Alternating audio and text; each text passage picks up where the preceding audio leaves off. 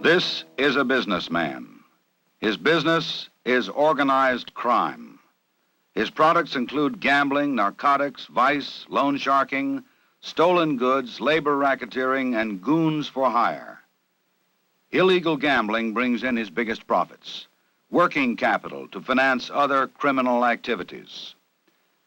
Bribery and corruption of public officials, including some police officers, almost always accompany large-scale illegal gambling.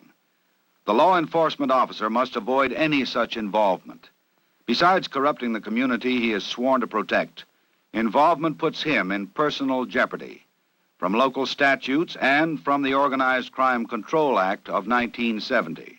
This provides federal penalties for public officials who conspire to obstruct enforcement of local laws against gambling. Besides protection, organized crime provides layoff service for bookmakers and numbers operators, two of the largest illegal gambling activities. This call comes from the office of a numbers operation. The office manager may be called a controller, the office a drop, checkup, or counting house, the clerk's inside men, varying with the locality. Here, numbers bets are received and tallied, necessary records kept. Numbers operations take bets on number groups, usually 3, in a given order. Digits are determined by drawing, as in policy and bolita, or by daily published figures such as pari-mutuel payoffs, treasury balances, or stock exchange action. A lookout guards the outer door to the numbers office. But this and the other elaborate security precautions are no match for good police work. A stakeout team has had the building which houses the numbers office under visual observation. Binoculars pick up significant details of visitors and their cars. A telephoto camera records any suspicious activity to be later used as evidence. From this command post, the officer in charge maintains radio contact with other police units, prepared to coordinate the coming raid with citywide arrests of numbers salesmen. The numbers salesman is usually called a writer. He may work a regular route or from a fixed place of business. Most of the bets are small, but the day's total will be surprisingly large. The marker lists the 3-digit number and the amount bet. Markers are prepared for secure delivery to the pickup man or runner. But numbers sellers need customers. They cannot long remain unknown to the police. Winning numbers are called hits. The writer pays off his few lucky winners. The payoff on a straight 3-number bet runs from 400 to 600 to 1. Smaller odds are paid on cut numbers, those heavily played because of superstition or other reasons. Correct odds should be 999 to 1. This differential leaves a small percentage for the writer, huge profits for the numbers operation. The temporarily happy winner is not the target. The stakeout waits for bigger game. The runner works for the office or bank that owns the numbers operation. He controls as many writers as he can handle. He makes his pickup like an ordinary customer to avoid detection. This time it doesn't work. His departure is noted, and the command post watching the numbers office is alerted for his arrival. The runner reaches the innocent-seeming outer door of the numbers office. The lookout's signal clears him through the secured door inside. Unit 5, take the lookout as planned.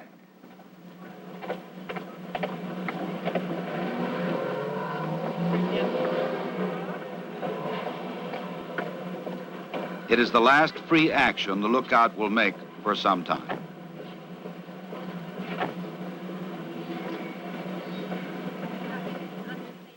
The heavy door with its alarm system is opened for the runner, bringing in the last of the day's bets.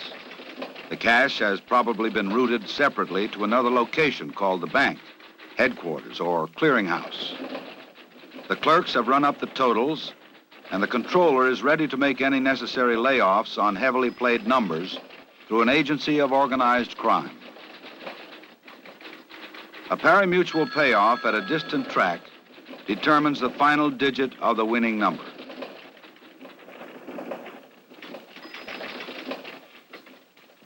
Unit 3, lookout neutralized. Move on in.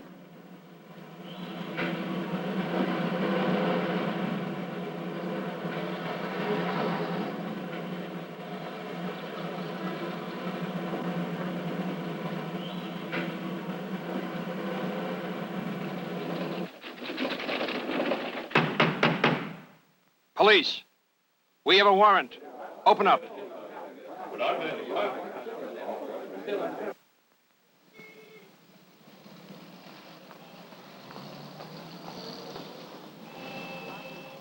Police, open up or we're coming in.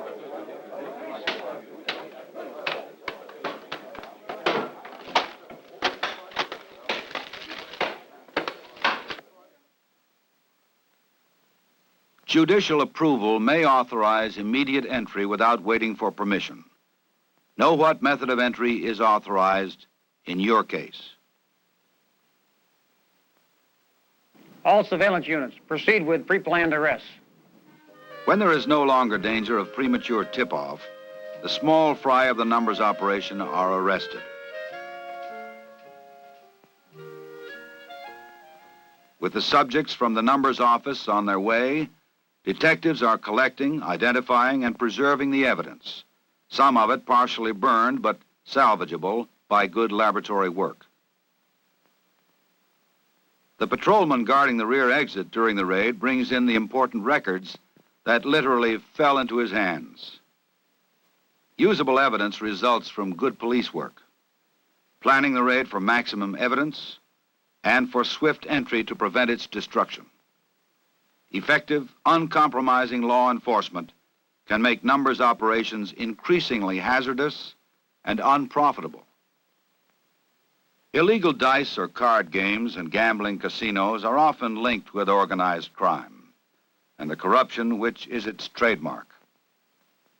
Gaming may be found in the plush, legalized gambling casinos of Las Vegas. It may also be found in illegal floating dice games, often set up in hotel or motel rooms for their one-night stands. The equipment can be transported in a suitcase. Every part of it, from the layout to the dice, is suspect. So are the operator and his assistant. Some players are regulars, informed of the floating location. Many are transients, looking for action, and are easy to cheat safely. To find these marks, the operator uses steerers, taxi drivers, bartenders, bellmen. This driver is kept posted on the game location and will get a fee or percentage for the apparently half-drunk, well-heeled sucker he brings to the scene of the action. A Confederate keeps watch in a separate room, ready to signal an alarm. He may also double as strong-arm man in case a loser starts trouble. It is to the lookout's room that the steerer has sent his passenger. To the cold and experienced eye of the lookout, this half-drunk sucker looks ripe for picking.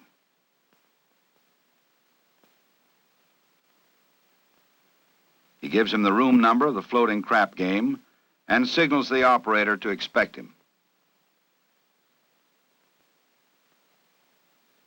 This time they have the wrong sucker, a suddenly sober undercover detective.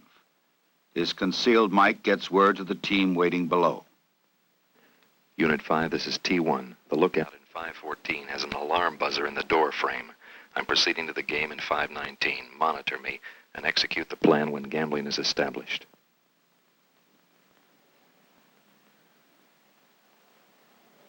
Unit 5 to all units, proceed as planned. Come on. That's 10. Easy for you. Do it the hard way. Hard way. Do it the hard way. Not that time. 9. Right back. Come on. Come on. 2, 5. 12. Right back. 2, 5. 2, 5. Yeah. Little 10. 7. Beautiful, beautiful. How about some chips? Chips, I have a little chip. What's that worth? About $20. About 20. Take a big 20 there for you. Go. A little chip. All yours. Hey, here we go. Here we go. Here we go. How they run it? Ten. What's the point? What's the point? Ten's a point. 10's the point. 10's the point. 8. Okay, baby. Okay. Okay. Let's go. Come on there. That's 40. That's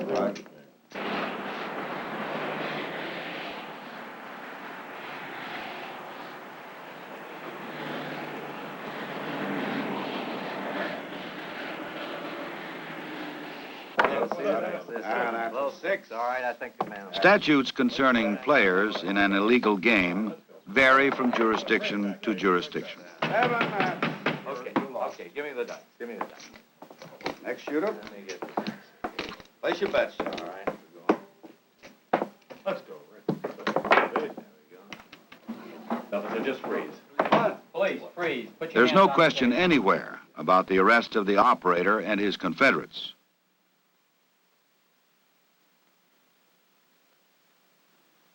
Besides police testimony, the case will depend upon the considerable amount of physical evidence and its nature. It will be carefully identified, marked, and preserved for the trial. Good police work by an undercover detective has put this illegal gambling operation out of business. Bookmaking is a most profitable enterprise for organized crime, which provides two essential services to the individual bookmaker: laying off his bets and furnishing the information he needs to calculate his odds.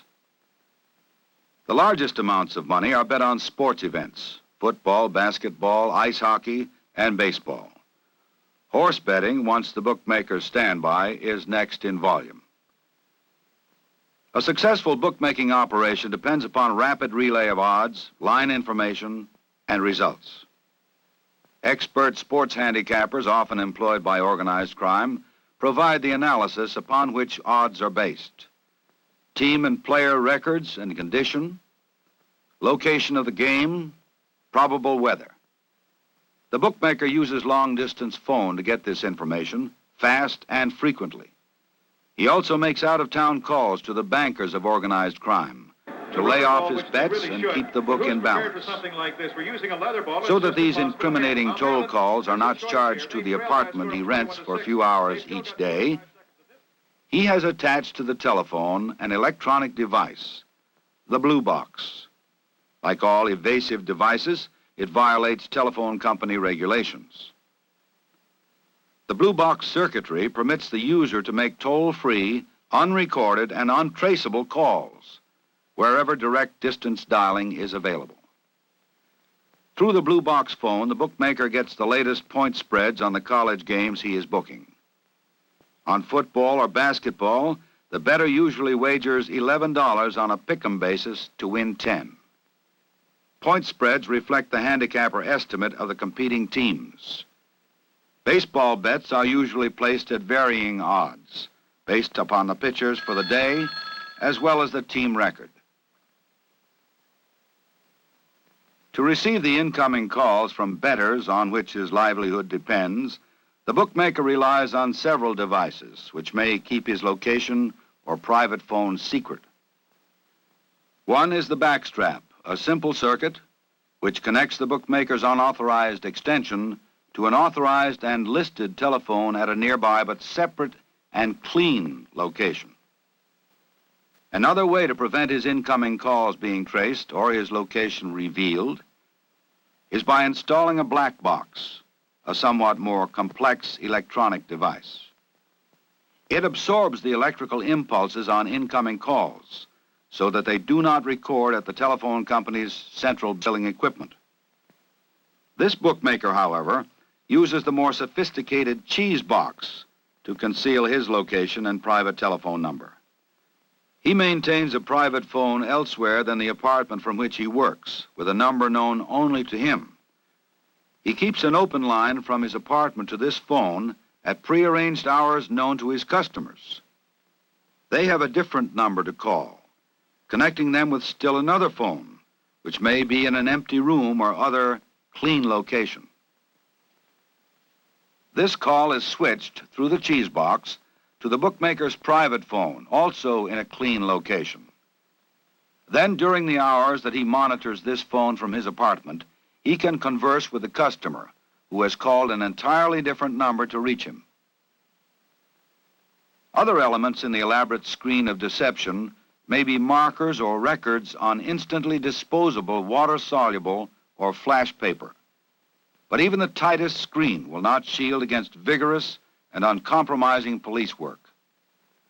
Informants are a prime source for discovery of illegal gambling. They may be on a police payroll, regular bettors, competitors, or disgruntled employees. This is a housewife who has discovered where most of her husband's paychecks are going, betting on sports. She gives the detectives the accommodation number that she knows her husband calls to make wagers. Even then, it is not easy to find the bookmaker's actual location. The telephone company will aid in tracing it through the maze of electronic evasion. Having located the apartment that the bookmaker works from a few hours each day, they keep it under surveillance. They learn the daily routine and plan for a legal yet fast entry when the action is heaviest, evidence most plentiful. The bookmaker is off the cheese box open line. With all bets in for that day, he finds that to balance his book and ensure a profit, he must lay off some heavily played teams. It is time to call the bookmaker's bookmaker, almost always an agent of organized crime. Layoff is big business. Without it, few bookmakers could operate. His heavy work over, he waits expectantly for delivery of his daily sandwich.